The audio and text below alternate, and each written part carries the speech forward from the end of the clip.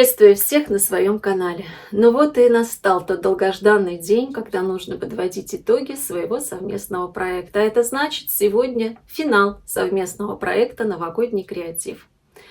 И в этом финальном видео каждый из блогеров должен показать, какое изделие он задумал в начале и какой креатив у него получился. Ура! Наконец мы дождались! В течение месяца каждую неделю выходило отчетное видео. Таковы были условия организаторов проекта. Конечно, в этих отчетных видео не всегда было понятно, не всегда можно было понять, что же задумал блогер, какое изделие в итоге у него получится. Кто-то умышленно показывал только часть своего изделия. Это понятно, что это все-таки конкурс, и в подобных конкурсах не всегда хочется открывать все сразу карты на стол, чтобы было понятно. Тогда, наверное, будет не очень интересно. Все-таки, когда есть какая-то загадка, это гораздо интереснее. Вот я лично всем своим зрителям говорю большое спасибо за понимание.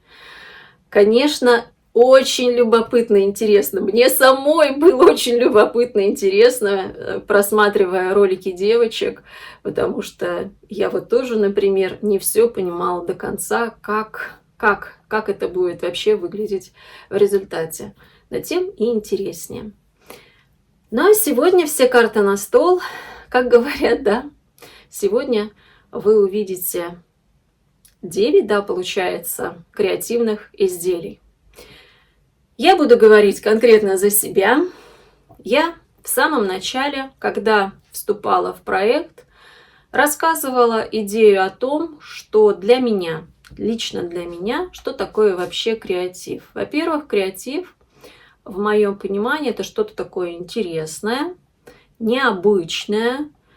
Я, например, себе сказала, что это должно быть то, что я еще не вязала, хотя вязала я очень много разных изделий в разных техниках, но еще столько всего, что мне можно пробовать, потому что вязание – это такой кладезь информации. Я люблю все новое, я люблю изучать новое. Я выбрала пряжу, но потом, кроме креатива, это должно было быть праздничное изделие, потому что новогодний креатив. Я хотела именно связать для себя изделие праздничное, нарядное, не только на Новый год. Вообще не хватает таких изделий в гардеробе нарядных, именно на выход. И для этого, конечно, нужна была соответствующая пряжа.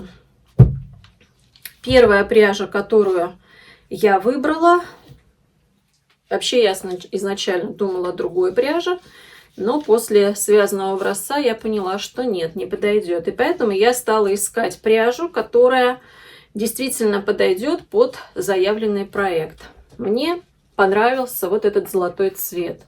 Он очень благородный, красивый, ненавязчивый, но действительно приносит праздника, нарядности изделию. Но хотелось все-таки немножко, здесь 80% вискоза, и все-таки хотелось, чтобы это изделие было потеплее, утеплить немножечко его. И тогда я добавила тоненькую, это вот тоненькая ниточка мериноса, здесь 100% меринос от печи Филати гранита, прекрасный просто меринос, замечательный, 700 метров в 100 граммах. Вот я соединила две эти пряжи и начала свое вязание.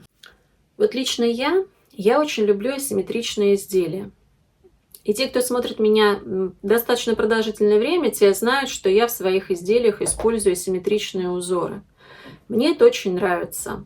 Я считаю, что это всегда какая-то изюминка в изделии, смотрится эффектно, необычно, но это на мой взгляд. И вступая в этот проект, мне хотелось сделать джемпер, конструкцию джемпера полностью асимметричную. Я с самого начала знала, с какой идеей я вступаю в этот проект.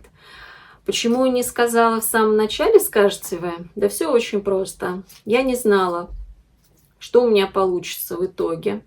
подойдет ли это изделие по конструкции именно на мою фигуру, как это будет на мне смотреться, будет ли это смотреться хорошо.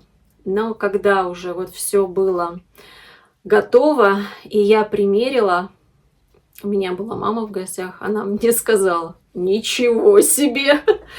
И действительно, это не просто красивое изделие, оно сочетает в себе все, что было заявлено в начале. Оно креативное, оно нарядное, оно необычное, оно эффектное. Ну что, впрочем, да, долго тут рассуждать, нужно просто показать это, чтобы вы увидели своими глазами. Ну что, давайте смотреть, что же у меня получилось в итоге и какое креативное изделие я представляю на этот конкурс в виде готовой работы.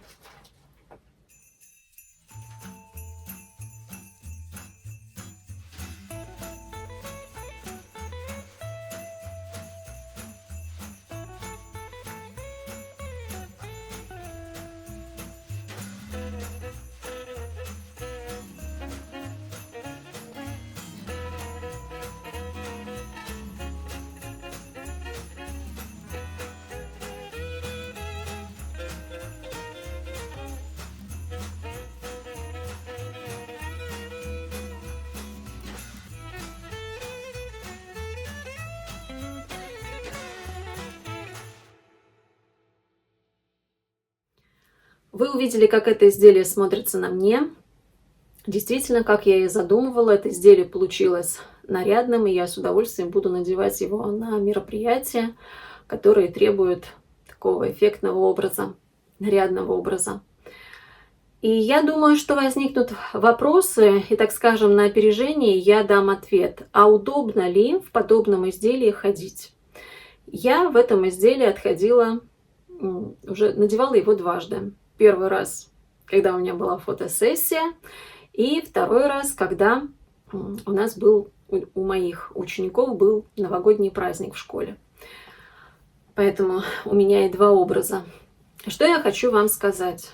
Что в этом изделии нет никакого дискомфорта, нет сковывания движений, то есть свободно я в нем двигаюсь, шевелю руками, развожу их, да, в разные стороны. Наверное, единственное, если вы будете поднимать руки вверх, хлопать над головой, то вот в этом случае рукав будет задираться наверх.